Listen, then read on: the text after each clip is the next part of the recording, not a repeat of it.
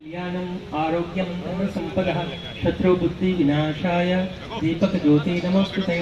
शुक्लाम्बरधरं विष्णुं शशिवर्णं चतुर्भुजं प्रसन्नवदनं ध्यायेत् सर्वविघ्नोपशान्तये।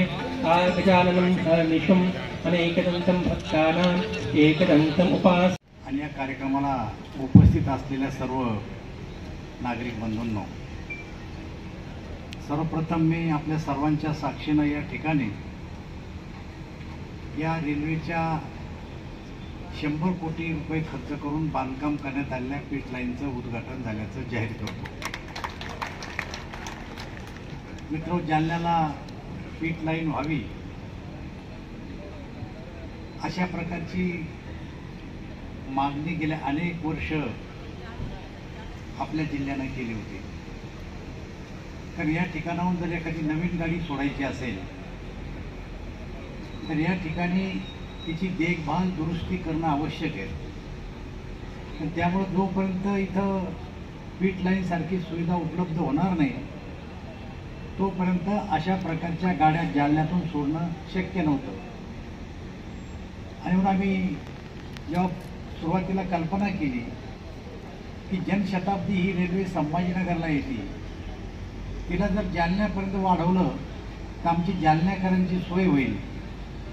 पण त्या काळात मला अधिकाऱ्यांनी सांगितलं की इथं चार्जिंग स्टेशन नाही आहे, इथं रेल्वेमध्ये पाणी भरण्याची व्यवस्था नाही आहे आणि जोपर्यंत या व्यवस्था होणार नाही तोपर्यंत इथून गाडी सोडता येणार नाही। आणि मग त्या काळामध्ये 2014च्या पिरियडमध्ये सगळ्यात अगोदर जर आम्ही काय काम केलं असेल तर या ठिकाणी 10 कोटी रुपये खर्च करून रेल्वेमध्ये पाणी भरण्याची आणि या ठिकाणी चार्जिंगची व्यवस्था करून घेतली आणि त्यानंतर जनशताब्दी रेल्वे या ठिकाणाहून सुरू झाली। परंतु जनशताब्दी रेल्वे सुरू झाल्याच्या नंतर मेंटेनन्सचा प्रश्न येतोच, पण त्या पलीकडे जाऊन जर आपल्या काही गाड्या सुरू करायच्या असतील तर जालन्यातून करणं शक्य नव्हत्या, म्हणून पीट लाईनची मागणी सुरू झाली।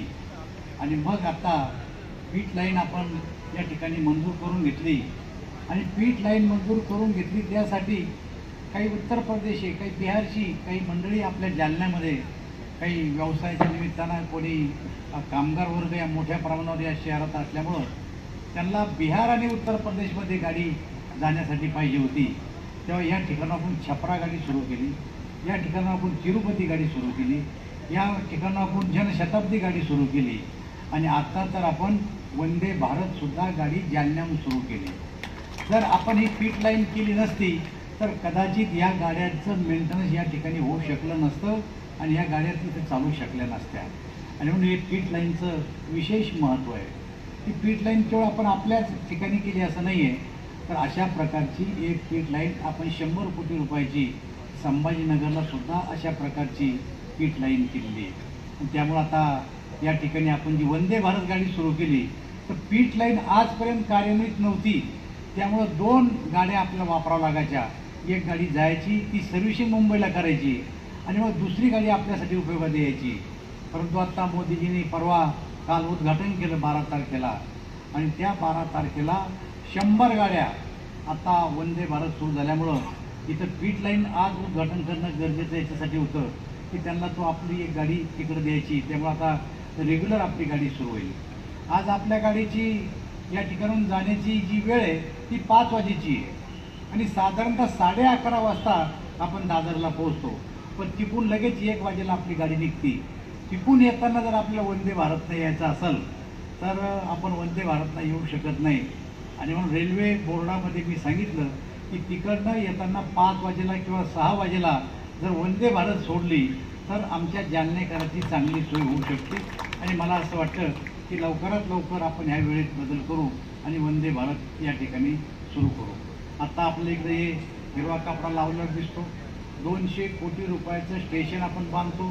हे स्टेशन आपण आता डिमॉलिश करणार आहे, तोपर्यंत टेम्पररी स्टेशन बांधकाम इकडच्या बाजूला सुरू झाले, हे ऑफिस तिकडे शिफ्ट करणार आहे आणि याला डिमॉलिश करून लवकरच बांधकाम इथं सुरू होणार आहे। त्या साईडला बांधकाम आपलं सुरू झालं आहे, म्हणजे 200 कोटी रुपयाचं आपण या ठिकाणी रेल्वे स्टेशनसुद्धा बांधतोय। इलेक्ट्रिफिकेशन आपलं पूर्ण झालं आहे। काल प्रधानमंत्र्यांचं भाषण ज्यांनी ऐकलं त्यांच्या लक्षात आलं असेल की रेल्वेच्या ज्या काही पायाभूत सुविधा आहेत या सगळ्या पायाभूत सुविधा उभं करण्याचं काम आपण जालना शहरात आणि महाराष्ट्रात आणि देशामध्ये सुद्धा केलेलं आहे. आणि म्हणून आता ही पीट लाईन आली तर अनेक गाड्या म्हणजे मनमाडून सुद्धा नांदेडून सुद्धा कधी जर शिल्लक असल्या तर गाड्या ह्या या ठिकाणी मेंटेनन्ससाठी येणार आहे आणि त्यामुळे एक रोजगारसुद्धा जालना शहरामध्ये मोठ्या प्रमाणावर उपलब्ध होणार आहे. अशा प्रकारची ही सुविधा आज आपल्या या शहरामध्ये झाली आहे. दुहेरीकरणाच्या बाबतीत मी कालही बोललो की 970 कोटी रुपये आपण मनमाडपासून तर संभाजीनगरपर्यंत टेंडरसुद्धा झालं आणि कामाला पुढच्या महिन्यात सुरुवात होणार आहे. अशा वेगवेगळ्या प्रकारच्या सुविधा आपण या ठिकाणी करतोय. काल सविस्तरपणे आम्ही बोललेलो आहे. खरं तर आज केवळ उद्घाटन होतं. आपण माहिती आहे काल 450 कोटी रुपये खर्च करून आपण ड्रायपोर्ट या ठिकाणी उभं केलं आणि कालपासून त्या ड्रायपोर्टच्या पुढच्या कामाला सुद्धा सुरुवात झाली. गडकरी साहेब आले होते आणि त्यांनी त्याचं उद्घाटनसुद्धा केलेलं आहे. 2 दिवसापूर्वी या जालना शहरामध्ये 101 कोटी रुपयाचे अंतर्गत सिमेंटचे रस्ते त्याचंही उद्घाटन आपण 4 दिवसापूर्वी केलं. काल 450 कोटी रुपयाचं उद्घाटन केलं. आज 100 कोटी रुपयाचं उद्घाटन करतो आणि उद्या 72 कोटी रुपये खर्च करून या जालन्याला नियमित पाणी पुरवठा मिळावा म्हणून राज्य सरकारकडून आपण 72 कोटी रुपये आणले. त्या 72 कोटीचं उद्घाटन सुद्धा उद्या आपण या ठिकाणी करतो. शिवाय एक राष्ट्रीय ध्वज मोती बागेजवळ आपण उद्या उभा करणार आहे. अशी वेगवेगळ्या प्रकारची विकास कामं आपण या जालना शहरामध्ये करतो. मला असं वाटतं की हे कामं केले याचा अर्थ जालना जिल्ह्याचं काम संपलं असं नाही, तर पुढच्या काळात याहीपेक्षा जास्त कामं आपल्याला जालना जिल्ह्यात करायचे. मी आपल्याला एवढंच सांगू इच्छितो की जोपर्यंत पायाभूत सुविधा आपल्याला उपलब्ध होणार नाही तोपर्यंत जिल्ह्याचा विकास होत नसतो. आणि गेले अनेक वर्षे आपला जो विकास बाकी होता रेल्वे विभागाचा असू द्या, महाराष्ट्र राज्य विद्युत मंडळाचा असू द्या, सिंचन खात्याचा असू द्या, मधल्या काळात मोठ्या प्रमाणात पैसा आपण या जिल्ह्यामध्ये या पायाभूत सुविधा उपलब्ध करण्याचं काम आपण या ठिकाणी केलं आहे. मला असं वाटतं की यामुळं आता पुढचा काळ हा विकासाचा पर्व आहे. या विकासाच्या पर्वात आपण सर्वांनी सहभागी व्हावं. या देशाच्या प्रधानमंत्र्यांनी सांगितलेलं आहे की हे जे पुढचा काळ आहे हा अमृत महोत्सवाचा काळ आहे आणि या काळामध्ये या देशाच्या सगळ्या प्रकारच्या सुविधा, सगळ्या प्रकारच्या गरजा आहे. केंद्रीय मंत्री खासदार रावसाहेब पाटील दानवे दादा, जालन्याचे जिल्हाधिकारी सन्माननीय श्री कृष्णजी पांचाळ सर, पोलीस अधीक्षक सन्माननीय बन्सल साहेब. I request all of you to be ready. Sir is unveiling the flag for the inauguration of the pit line at Jalna. जालन्याच्या इतिहासामध्ये सुवर्ण क्षण. I request all of you to put your hands together. मध्ये या ठिकाणी सर्वांनी या ठिकाणी स्वागत करायचं आहे. जालना रेल्वे स्थानकावर कोच देखभाल सुविधाचं उद्घाटन या ठिकाणी झालेलं आहे.